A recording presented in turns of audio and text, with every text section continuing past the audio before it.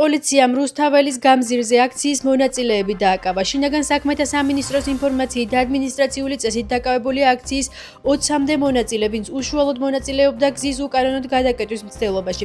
რაც შეეხება ახალგაზრდა ქალს, რომელიც პოლიციის ავტომანქანაზე ავიდა, ის დაკავებულია საქართველოს სისხლის სამართლის კოდექსის 229 მუხლით, რაც ხულიგნობას გულისხმობს. ასევე რუსთაველის გამზირზე დაკავებულთაგან ერთ-ერთი ექიმი ბაჟა გაფრინდაშვილია. მართველი გუნდი თვლის, რომ დემონსტრაციების შესახებ კანონი უკვე ეფექტურად მოქმედებს. ოპოზიციაში კი ფიქრობენ, რომ ხელისუფლება მსგავსი ქმედებებით საკუთარ თავს აყენებს ზიანს. არ შეიძლება 50 რადიკალი ძალადობდეს 3.700.000 ადამიანზე და ამის წინააღმდეგ გამოქმედა კანონმდებლობა და ხედავთ, რომ უკვე დაიწყო ეფექტურად მუშაობა ახალმა კანონმდებლობამ. რასაც გუშინ მიხილეთ, მათ შორის აბსოლუტურად მიუღებელი ქცევები ეს აჩვენებს ზუსტად, რომ არის მცდელობა, რომ მარგინალიზებულმა, დამარცხებულმა, შერცხვენილმა უმცირესობამ, რამდენიმე ათეულმა ადამიანმა საკუთარი ისტერიით თავს მოახსოვეს თლიან ქალაქს. გუშინ მშვიდობიან აქციაზე რეჟიმის მიერ იქნა დაპატიმრებული აბსოლუტურად ტყუილ უბრალოდ 30-ზე მეტი ადამიანი, რომელიც მშვიდობიანად აპროტესტობდა ამ რეჟიმს, რომლის პოლიტიკა ცხადია ყველასათვის, რომ არის საქართველოს მოღალატური, საქართველოს იზოლაციის და რუსეთის ექსკლუზიური გავლენის ორბიტაზე დაბრუნების, საქართველოს ჩეჩნედიზაციის, კადიროვიზაციის და ბუნებრივია, ეს მიუღებელია ქართული საზოგადოების აბსოლუტური უმრავლესობისთვის. სუსის ანტიკორუფციულ სააგენტოში ყოფილი პრემიერ-მინისტრი ირაკლი ღარიბაშვილი გამოიკითხა. ანტიკორუფციული სააგენტოს ინფორმაციით, ღარიბაშვილმა სრულად ითანამშრომლა გამოძიებასთან და აღიარა წლების განმავლობაში უკანონო შემოსავლების მიღების ფაქტი. ამასთან სუსში აცხადებენ, რომ მომდევნო დღეების განმავლობაში გამოძიება არსებული და დამატებით მოპოვებული მტკიცებულებების საფუძველზე იმსჯელებს, როგორც ღარიბაშვილის ქმედების დაკვალიფიცირების, ასევე მის მიმართ აღკვეთის ღონისძიების შერჩევის საკითხზე. ღარიბაშვილის ადვოკატის განცხადებით, სუსში ჩატარებული ბრიფინგი არის ზოგადი და მოითხოვს კონკრეტიკას, რაზეც საზოგადოებას ინფორმაციას ირაკლი ღარიბაშვილი ადვოკატებთან ერთად მიაწვდის. ამ თემასთან დაკავშირებით მე არ ვაკეთებ არავითარ კომენტარს, ადამიანურად ძალიან დასანანია. რა თქმა უნდა, ის რაც ხდება ზოგადად, რა თქმა უნდა, ადამიანური ურთიერთობებს ძალიან დიდი მნიშვნელობა აქვს, ამიტომ ყველანაირი კომენტარის გაკეთებას. ეგ თუ გაინტერესებთ, მიმართით შესაბამის უწყებებს. თქვენ დაიწყეთ ამაზე საუბარი. შემიძლია დაგარწმუნდეთ ერთ რამეში, ბიზნეს ემენშოს აქვს უკომპრომისო დამოკიდებულება კორუფციის მიმართ. მე აქაც ვიტყვი, რომ უმჯობესია ყველა ამ საკითხთან დაკავშირებით სამართალდაცვო ორგანოებმა, შინაარსობრივ სამინისტრომ, პროკურატურამ, სახელმწიფო უსაფრთხოების სამსახურმა ისაუბროთ, მით უმეტეს, რომ ხედავთ თვისობრივად შეცვლილი არის მათი კომუნიკაციის პრაქტიკა, ამიტომ ვფიქრობ, რომ ნაკლებობა ინფორმაციის არ გაქვთ, ამიტომ მე პირადად ვფიქრობ, რომ უმჯობესია, რომ მათ გააკეთონ ამ საკითხებზე შინაარსობრივი კომენტარი. არავის არ აქვს იმის ილუზია, რომ ეს არის ივანიშვილის ამ კრიმინალური ბანდის შიგნით მიმდინარე გარჩევები, რომელსაც არაფერი აქვს საერთო კანონის დაცვასთან, ან კორუფციასთან ბრძოლასთან, ან ნებისმიერ სხვა სამართლებრივ კანონიერ საქმიანობასთან.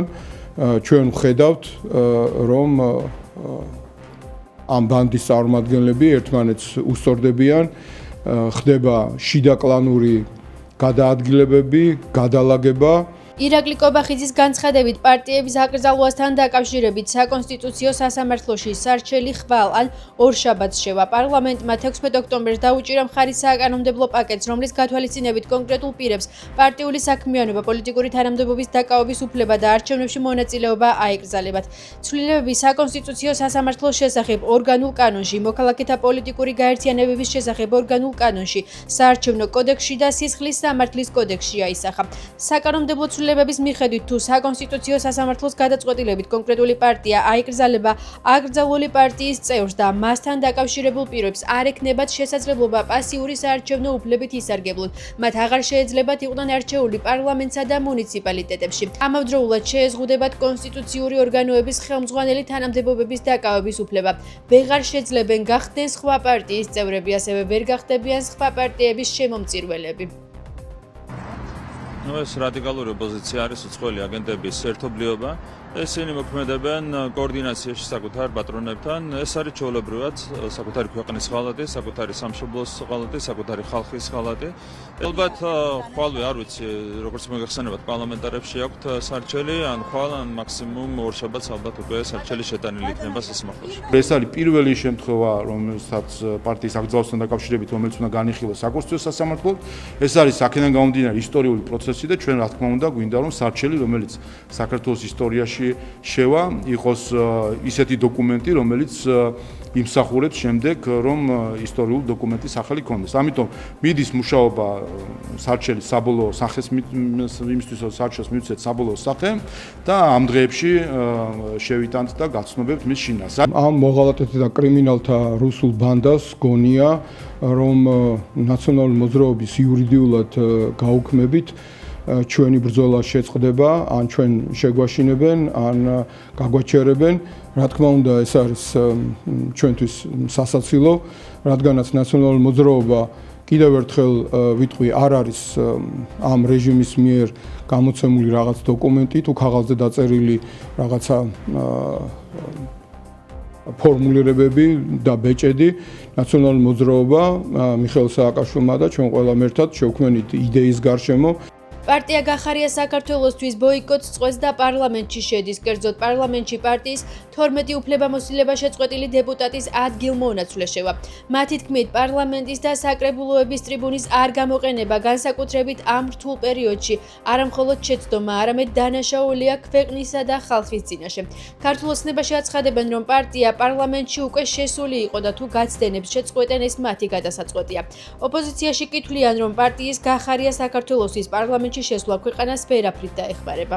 ისინიც არიან რეალურად რადიკალური ოპოზიციის ნაწილი, იწვალეს ერთი წელი და საბოლოო ჯამში მაინც მოუწიათ არჩევნების და შესაბამისად პარლამენტის აღიარება, შევიდნენ პარლამენტში, თუმცა რა თქმა უნდა ეს მათ საერთო სულისკვეთებას არ ცვლის, ხო, რეალურად ისინი არიან რადიკალური ოპოზიციის განუყოფელი ნაწილი. ჩვენ რა დამოკიდებულებაც ჰქონდა გიორგი გახარიას მიმართ და მისი გუნდის მიმართ წინა მოწვევის პარლამენტში. ამის შემდეგ რამე თუ გაუარესდა, თორე ხა გაუმჯობესებისკენ რა თქმა უნდა არაფერი არ წავიდოდა. ამის შემდეგ იყო ზუსტად არჩევნების არაღიარება, ბოიკოტი, ნახევარფეხით შემოსვლა, ასე ვთქვათ, პარლამენტში, ასე რომ აქ ეხა ჩვენგან არ უნდა ელოდნონ, რომ იქნება ისე მოიქცევა საპარლამენტო უმრავლესობა, თითქოს არაფერი არ მომხდარა.